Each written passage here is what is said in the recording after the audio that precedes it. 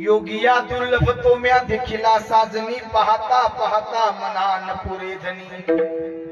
तो मी पाहिला ओ देखिला देखिला माय देवाचा देव आता मात्र फिटला संदेह निमाले तुझे पण त्याला पाहावं आणि पाहतच राहावं ओ पाहिला पाहिला नंदाचा नंदन तेने वेधिले मन तेने वेधिले मन तेने वेधिले मन माझा आवाज जरा बसलाय कडे आता पण आनंद घेतला आपण ओ पाहिला पाहिला नंदाचा नंदन त्याला पाहावं आणि पाहतच राहावं तुमची इच्छा जरूर आहे पण ते फार उंच आहे आणि माझा आवाज जरा आज खूपच त्रास देतो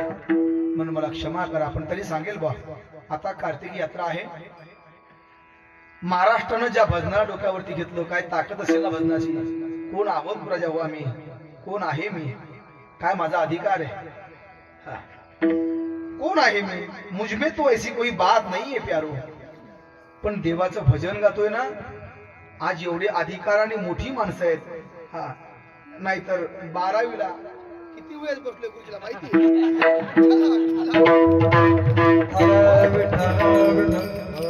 आता हे कॅमेरे बंद करा गुरुजींनी माझ्यासाठी फार प्रयत्न केले आमचे घुगे सर आडे सर जामकर सर यांनी एवढे प्रयत्न केले कॉलेजचे प्रिन्सिपल सगळ्यांनी प्रयत्न केले अतोनात प्रयत्न केले की याला ढकला पुढं पण मी एवढा खंबीर होतो अजिबात राहिलो नाही त्याचं कारण सांगतो माझ्या ज्ञानोबांना ते मान्यच नव्हतं मी सांगेल गुरुजींना माहिती आहे माझ्या गायकी क्षेत्रामध्ये मी ज्यावेळेस काम करत होतो राजा हो आमचे परम मित्र गायके साहेब आहेत आमच्या दोघांचंही खऱ्या अर्थानं फिल्म सिटी मध्ये अवधूत गुप्ते वगैरे या सगळ्या लोकांनी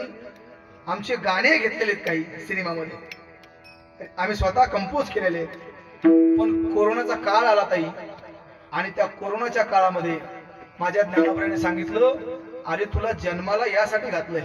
आणि तू तिकडे कशी करायला लागला हा कॅन्सल केलं सगळं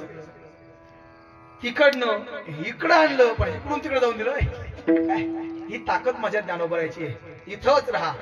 जो तुमचा पिंड आहे ना ते आपण केलं पाहिजे बुवा आणि म्हणून एक भजन गायलं बुवा त्या भजनाने सगळ्या महाराष्ट्राने डोक्यावरती घेतलं लोकांनी डोक्यावर घेत का नवले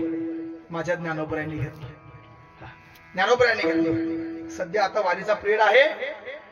आणि एका वारकऱ्याचं जीवन फार मायबाप आता हलाखीच आहे आळंदीला जाता येत नाहीये कार्तिक वारीला जाता येत नाहीये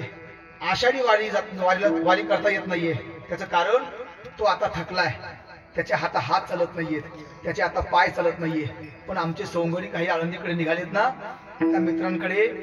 तो खऱ्या अर्थानं निरोप पाठवतोय आणि सांगतोय माझा भाव एवढा सांगा माझ्या ज्ञानोबांना